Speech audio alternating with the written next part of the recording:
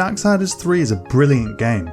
After a fairly lacklustre second entry, Darksiders 3 marks a return to form for the series, bearing much more similarity to the first game than the follow-up. Whilst it doesn't quite live up to the excellence of the original, it is still a great hack and slash romp.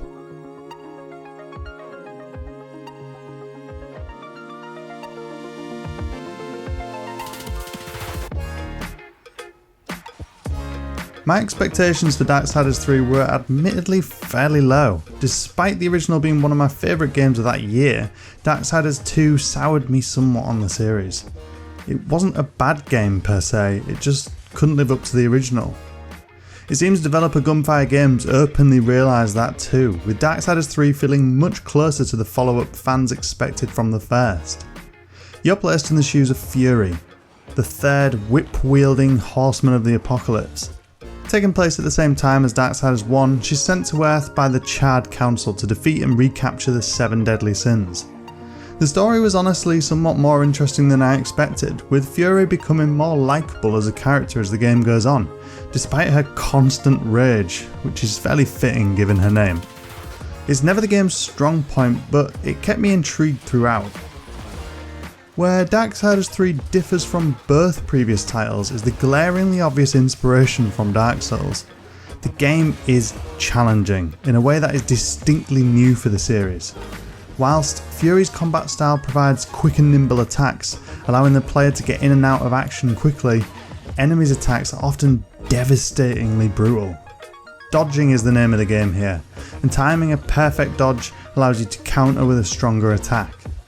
From beginning to end, the developers build a heavy reliance on learning the timing of enemies to succeed.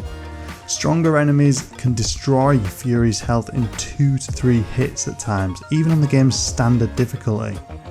I actually originally started the game on challenging, expecting a similar difficulty to previous games in the series. However, after a few hours I had to knock things down for my first playthrough due to some incredibly tough battles taking their toll on me. Fans of Dark Souls and that series' brutal difficulty will feel right at home here. On the standard difficulty, Darksiders 3 never quite hits that level, but it's certainly a tough game with some major difficulty spikes throughout. You even collect souls from fallen enemies, used to power yourself up. Souls can be spent at Vulgrim's shop, either on levelling up or purchasing various items such as healing, defense and restoration consumables. Upon death, your souls are dropped too, forcing you to backtrack to the location of death to grab them back. Sound familiar?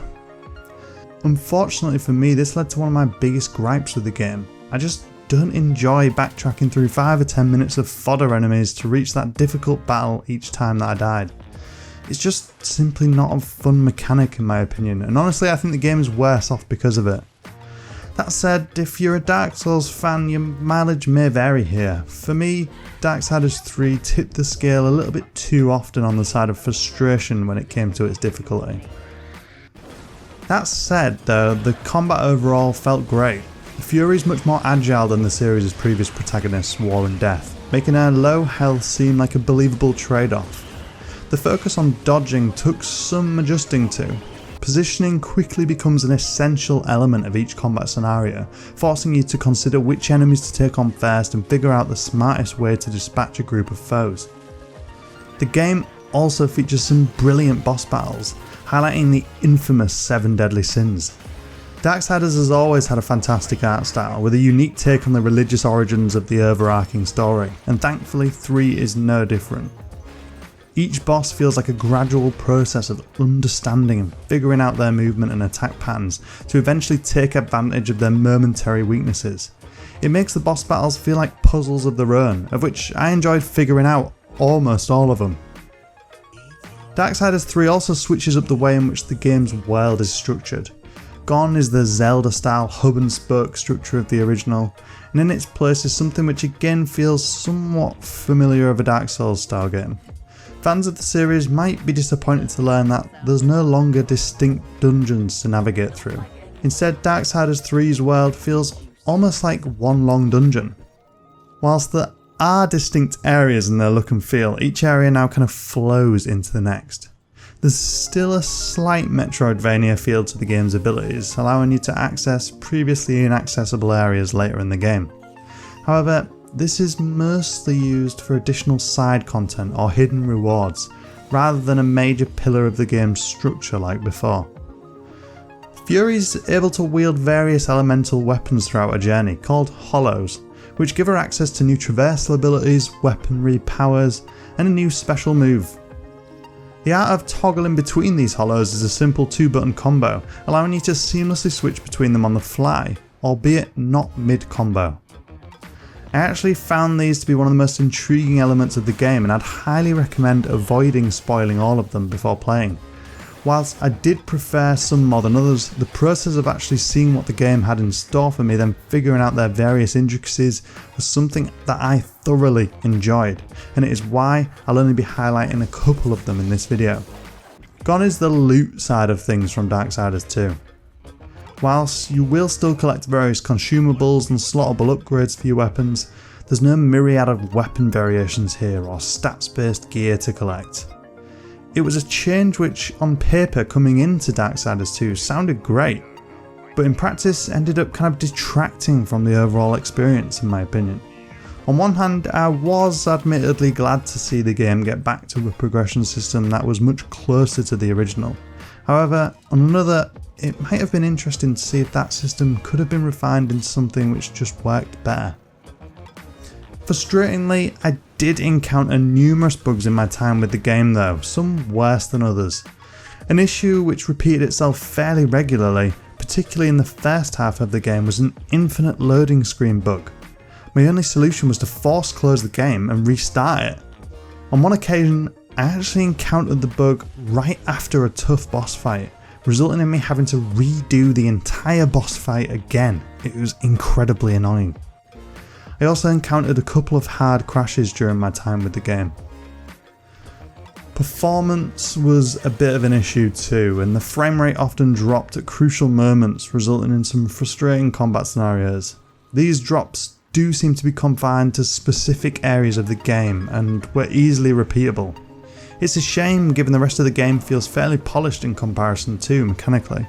However, it is worth pointing out that I played through the game on pre-release code, and a day 1 update for the game is scheduled to be released by the time you'll hear this, which may or may not resolve some of the issues mentioned. Visually though, the game looks great in motion. I am a huge fan of the Darksiders art style, and 3 felt like a noticeable step up in the visual department. Whilst there are still some low-res textures here and there and visual oddities throughout, my overall opinion of the game's visuals was a positive one.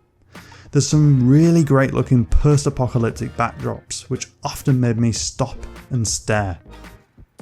After the superb, hype-inducing ending to the original Darksiders, fans have been waiting for a truly worthy sequel to the critically acclaimed hack-and-slash action-adventure since.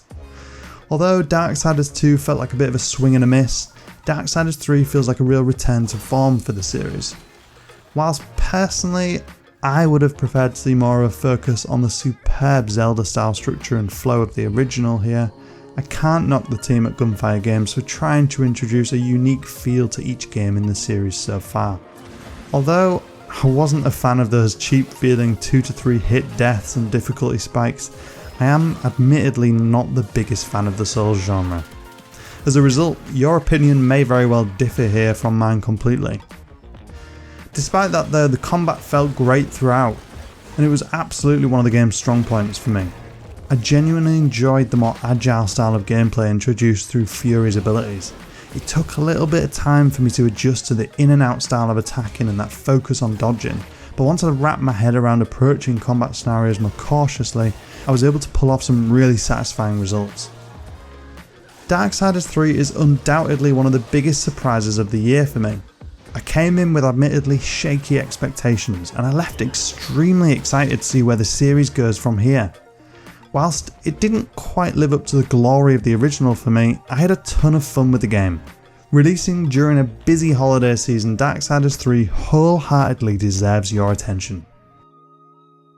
Be sure to like, share and subscribe for more content like this.